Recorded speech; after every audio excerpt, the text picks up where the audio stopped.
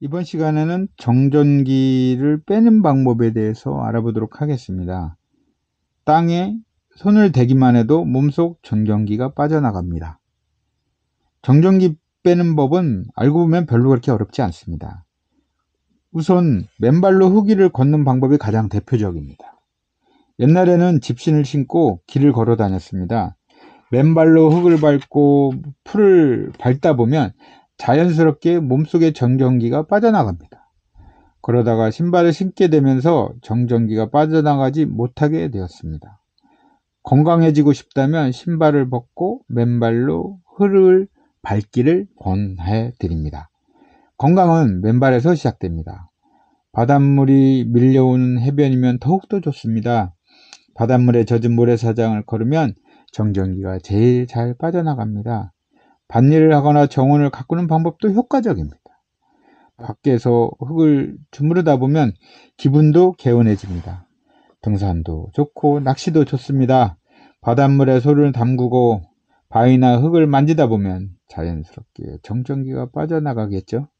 물론 해수욕도 효과가 좋습니다. 다만 아토피 환자들은 바닷물이 자극적일 수 있으니 증상이 어느 정도 가라앉을 때까지 파도 치는 해변에서 노는 것도 좋다고 권해드립니다. 요즘 사람들은 주로 도시에서 살다 보니 바빠서 다들 정원을 가꾸거나 등산을 하거나 낚시를 하러 갈 틈이 없습니다. 바닷가를 느긋하게 산책하고 싶어도 기회가 이렇게 주어지지 않습니다. 이런 식으로 매일매일 바쁘게 살다 보면 병에 걸리게 된다라는 현실을 우리가 알아둘 필요가 있습니다. 가끔은 낚싯줄을 지켜보며 시간을 보내기도 하고 흙을 주무르다가 저무는 날이 있어도 좋지 않을까요? 도저히 그런 여유를 낼 수 없다는 사람은 최소한 아마 이런 방법을 해보시면 어떨까요? 단독주택에는 보통 마당이 딸려 있고요. 아파트라면 화단이나 단지 내에 공원처럼 흙이 드러난 곳이 있습니다.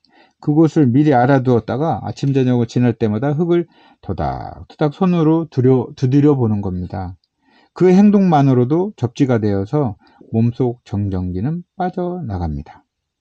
할 수만 있다면 소금물을 뿌려서 젖은 흙 표면을 만지면 더욱 효과적입니다. 손은 지저분해지겠지만 건강을 원한다면 이 정도 노력은 필요하지 않을까요? 거리를 걷다가도 흙을 발견하면 그 자리에서 접지를 해봅니다. 이런 습관을 들이면 정전기가 방출되어서 몸 안에서 벼락이 치는 일은 줄어들 것입니다. 건강에는 습관이 제일 중요합니다. 좋은 습관을 계속해서 하다 보면 건강해지고요. 나쁜 습관을 지속하면 병이 찾아오기 마련입니다. 접지는 매일 해야 효과가 있습니다. 흙을 만지는 방식으로 접지를 했다고 해서 아직 안심하기에는 이릅니다. 접지를 했는데도 여전히 몸속에 정전기가 잔뜩 남아있는 경우도 있기 때문입니다. 왜 이런 일이 벌어질까요?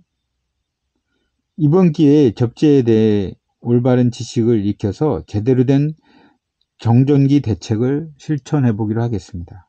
접지는 누전으로 인한 감전을 막기 위해서 가전제품에도 적용되는 대중적인 방법이죠. 지구가 거대한 도체이며 대지의 표면은 전위가 제로라는 점을 이용해서 전기를 땅으로 흘려보내는 것입니다. 접지의 전기 저항이 1메가오hm 이하이면 괜찮습니다. 이러한 접지 방식은 누전으로 인한 방전을 방지할 뿐만 아니라 정전기 방전으로 인한 화재나 폭발 사고 등을 예방하는 역할도 합니다. 참고로 전기 제품의 경우 정전기에 비해 극단적으로 큰 전기 에너지가 흐르기 때문에 접지의 전기 저항이 100오hm 이하인 매우 저항이 작은 것을 써서 전기가 잘 빠져나가게끔 하고 있습니다. 전기가 잘 통하는 도체의 성질은 접지라는 관점에서 보면 매우 편리합니다. 도체는 어딘가 한 곳만이라도 접지시키면 순간적으로 거의 모든 정전기가 대지로 빠져나가기 때문입니다. 즉, 미리 접지만 시켜둔다면 철이나 스테인리스 등으로 만든 금속재 장치의 도체는 정전기가 발생하는 족족 대지로 빠져나가기 때문에 방전이 일어나지 않습니다. 여기서 한 가지, 도체일 경우에만 접지의 효과를 볼 수 있다는 점에 주의해야 합니다. 절연체가 대전된 경우에는 체내 정전기를 접지에 전하는 이동하지 않고 그대로 남아 있습니다. 예를 들어 유리나 플라스틱 같은 절연체는 접지를 해도 정전기가 사라지지 않습니다. 그런데 접지를 한 도체에 접촉해 있는 절연체의 정전기가 사라진 듯 보일 때가 있습니다. 실제로도 이 상태에서 절연체의 전위를 측정해 보면 전위는 낮아져 있습니다. 절연체라도 접지를 하면 정전기를 제거할 수 있다고 자주 오해하는 이유가 여기에 있습니다. 그렇다면 왜 정전기가 사라진 듯 보일까요? 접지한 금속은 전하가 자유롭게 이동할 수 있는 상태입니다. 그곳에 대전된 절연체가 접촉하면 도체의 표면으로 절연체에 대전된 전하와 반대 극성을 가진 전하가 끌려옵니다. 즉, 접지된 도체와 접촉된 절연체에는 양전하와 음전하가 중화되어 겉으로 보기에는 정전기가 사라진 듯 보입니다. 하지만 당연히 절연체의 전하는 이동하지 않습니다. 도체에서 떼어놓으면 사라진 듯 보였던 정전기가 그대로 남아 있음을 알 수 있는 것입니다.